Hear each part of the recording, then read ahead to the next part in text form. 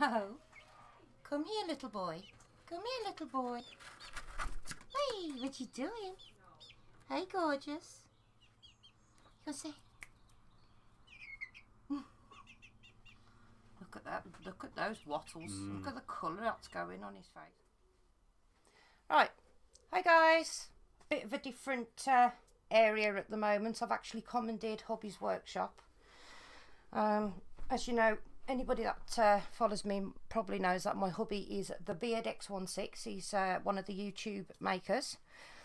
And I've come in and nicked his desk and his camera equipment for this. So it makes life a bit easier when you're trying to use all your hands at the same time. So this is my HDD 12 incubator.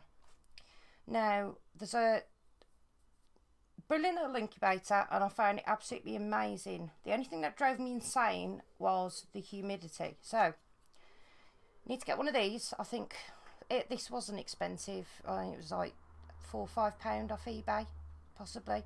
There's a lot of places that sell these. A little hydrometer, I think it's called. I don't know if the camera picks it up, but you've got what your humidity is and then your temperature. I don't tend to pay attention to the what's it called, the temperature on this one, because I actually have another thermometer that I actually keep inside my incubator when it's going.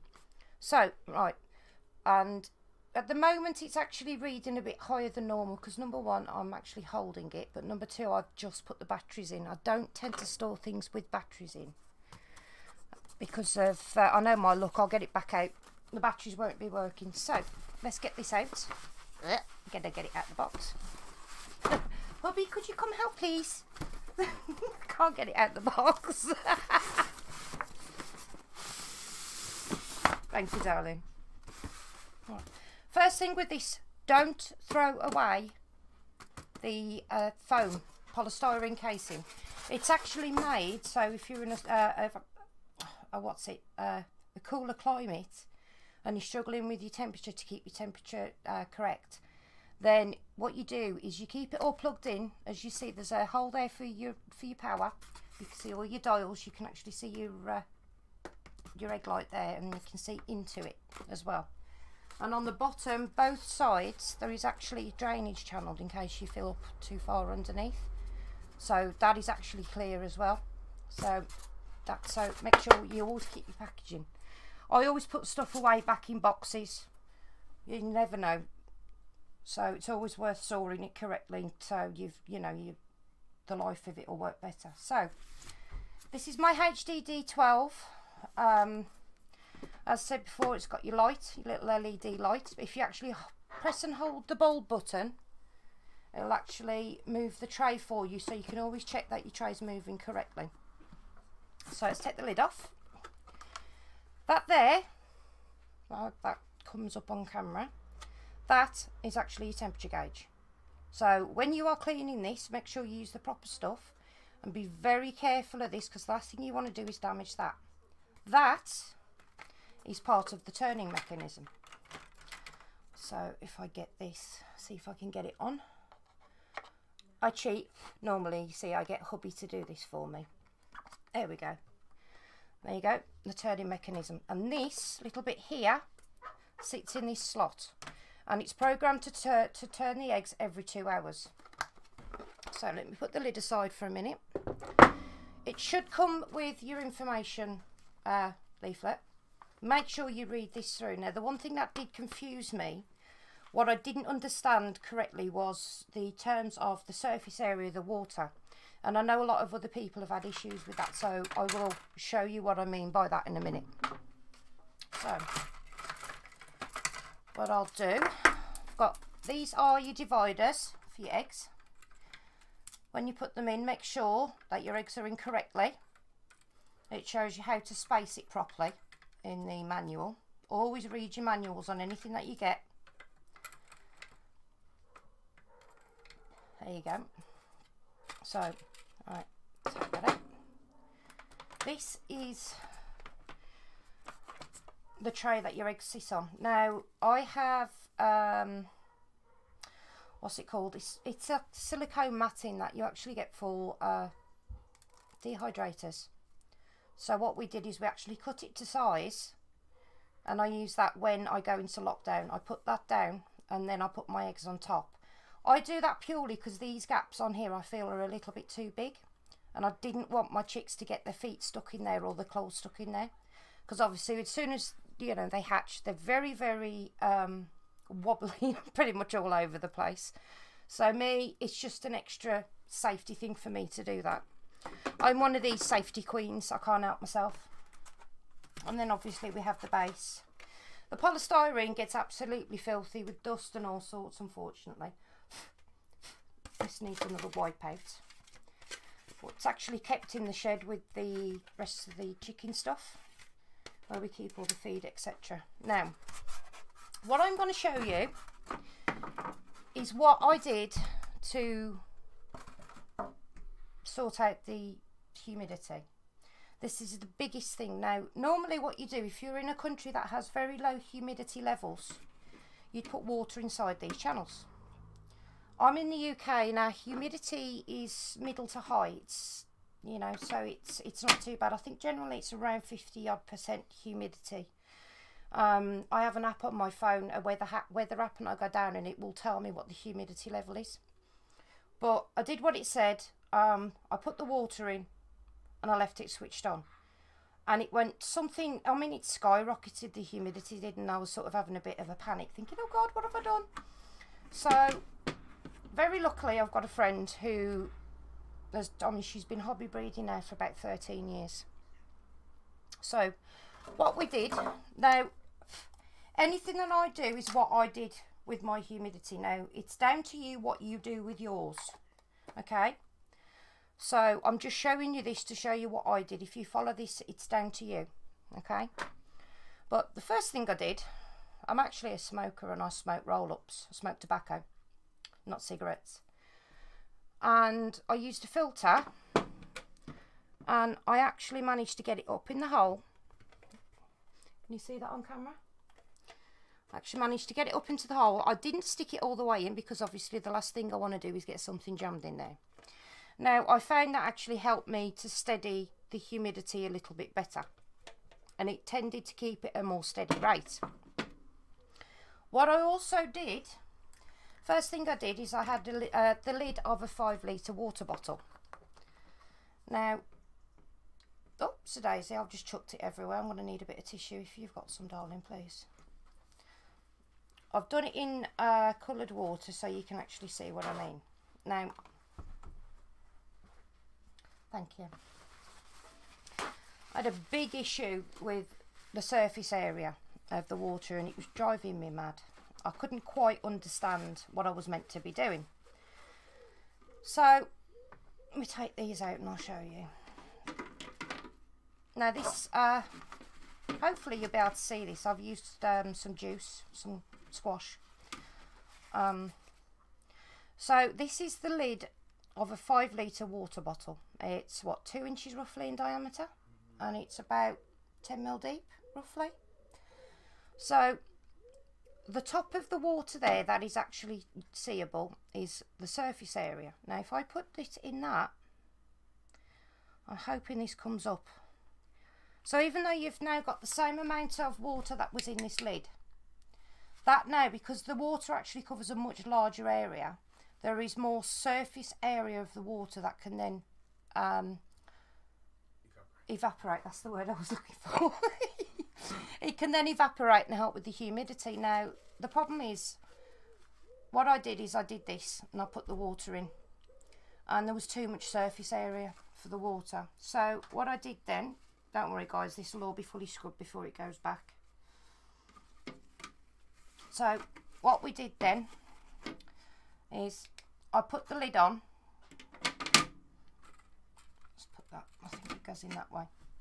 Now, because this is a 12 egg incubator for 12 chicken eggs, I won't personally hatch more than 8 eggs in here, purely because when the egg hatches, so the chick's out and then you've got the egg as well, so to me there doesn't seem enough space. But what I do is I put it in there like that.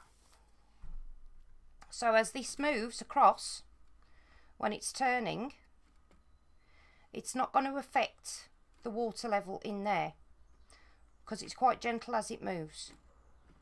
Okay, but I found that this gave me still too much humidity. It took me about 2 weeks to actually figure out about using this. Now this lid is off a 2 litre water bottle. It's what, inch in diameter, babe? Rough. Yeah, it's about an inch roughly, maybe a bit under. Now what I did is I kept this at the front so I could just look in. I found it much easier to keep it at the front there, the humidity, so I could keep an eye on that on a regular basis. And what I did, maybe twice a day at the very most, that was on very hot days as well, is I filled up the water in the cap. Now what I also do, and I actually found this helped, is I kept a regular journal. I don't know if is the camera picking up? Yeah. Lovely. So time, cap full of water if I added it, yes or no. The humidity percentage that was showing at the time. Now this tray either sits in the left, it sits at the right, or it sits straight in the middle, which is what I also wrote down. This is Tiny.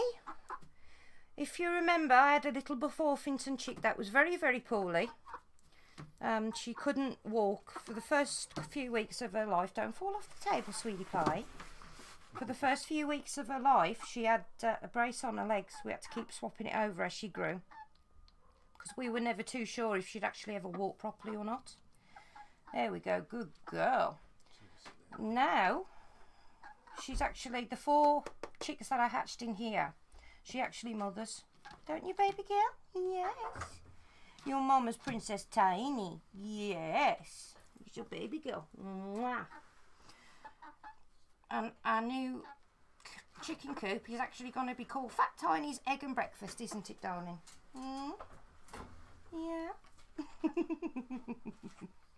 What are you doing? Right. Okay. Right. One of my silky eggs from this morning. They've just started to lay, bless them. So, if this was one that I was going to put into incubate, the first thing I'd do is draw a number on the front. I assign all my eggs a number, and then what I do, I turn it again, and I'll put a long line down it like that, and then I'll put an X on it, and then I'll turn it once more, and I'll put a 0 on it. Then once I've done that, this normally would be fully preheated. So once I've done that, I'll put it in like that, and then settle down. Right. Is that going to be? Hang on, put it down a bit. There we go. Oops. Now, what it says, you have them like that. It shows you in there. What I prefer to do, when I first put my eggs into the incubator, I like to have them number up, because I know on the opposite side of that number is an X. So when I come back to check on the incubator, I know if it's turned in that 2 hours like it's supposed to. See, that there would be too tight, so you'd have to have it like that. So I know that it's fully turned over. Now the problem is with Tiny here, we think there was a problem with the incubator that she had. She's actually quite a good life lesson in some respects with egg turning. Now all the siblings were fine, and unfortunately something happened, and we don't think Tiny's egg was turning properly. So she actually became stuck to the inside of the egg on her rump and on her left leg, and she couldn't turn, she couldn't get out of her egg, she had to be helped out, bless her. Unfortunately as well, because of the way she was inside the egg, her left hip wasn't in correctly. So now most of the time a chick like this, unless you put 24/7 care in, they're not going to make it very well, because the other chicks will force them out and will push them away. So it's one thing, you need to make sure your eggs are turning. So what I will do, Let me put this on properly. Sorry, sweetheart. Right. Right. I've plugged it in. I've got my little cap of water in there. I've got my hydrometer in there, and I've got an egg in there. So the first thing that I do when I check is if you press and hold this button, if I've got it set in right, see that light comes on. It's moved over to the left. Whoops a daisy, I haven't got it in properly. And that is how you break your incubator. Let me check it's in right. It's very difficult to see actually. You've got to make sure that's in correctly. See? Now I could have just broken the tray on that, and luckily I didn't. Alright guys, what I'm going to show you is one very important thing on this. I actually cracked the side of the tray inside. Luckily I managed to fix it. But what I hadn't done correctly is I hadn't positioned that pin there, the pin that's there, I hadn't positioned it in there correctly. And because I pushed down on it when I put it in, not paying attention to what I was doing at the time, which obviously is a very silly thing to do, I actually cracked it. Luckily I managed to fix it, but you just need to make sure. So you can hear that going at the moment, that's the fan inside. So if you press and hold the light button down for a few seconds, that light should come on. There you go. I don't know if you can see inside because it's quite dark glass, but that actually is a tray test. So it'll go across one way and then it'll come back the other. Right, now normally you've got your eggs in, so I can see where my eggs are and I can see if they've turned, and then I write it down in my book. Because that way, when you know where your tray is, you know where the markings on the egg should be. Okay, so that's something very important. And that has a lovely tendency to actually come on quite a lot. And I have actually, I've been bent over this pushing the button before and blinded myself with the LED. That tiny's just done a turdy dump. I did all do a tiny dump. Well, at least it wasn't a stinky sequel, Poppy. Yeah. You my baby girl. Mwah. But yeah, so make sure you don't blind yourself. Now make sure you read your instructions. These are set for 37.5, which is the ideal temperature. Some people like to turn the temperature down by half a degree on lockdown. I don't. I leave it at 37.5%. I also don't go into lockdown until day 19. Now, something that a lot of people don't think about as well is, say if I put my eggs in on the 1st of August, for instance, at 10:30 AM. Well, it's not actually going to be fully day 1 till 10:30 AM on the 2nd of August, because it's been in there then for 24 hours. So there you go, that's day 1. So that's where a lot of people think that their eggs are overdue, but they're not. So that's something that you need to keep in mind. So, and also what I do, hello sweetie, this is a good little light that you can use to candle your eggs. Obviously you do it in a dark room. I tend to do mine about 10-11 o'clock at night, because then even though we've got the blinds drawn in the house, you've got less light coming in and it's much easier to see. But I do tend to use a high powered torch to look into these. It's an LED and it doesn't get hot, which is another thing. If you look at your eggs too long with a very high powered torch, that heats up. It's going to heat up the egg, which then in turn is going to heat up the inside. Not a good thing. So, right, let me pop that there and let me just unplug my incubator. Now these don't have an on and off switch, so the one way to turn them on, that's the only way to turn them on and off, is either unplug it and plug it back in, or take this out and plug it back in.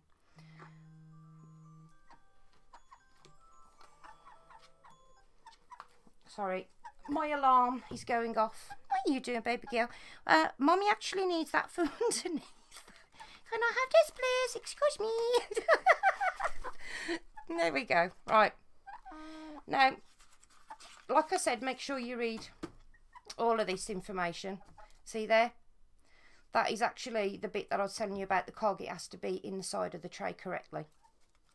I actually read this about 5 or 6 times, but this is what I'm actually after. Now, this shows you the different stages of your eggs up to day 19.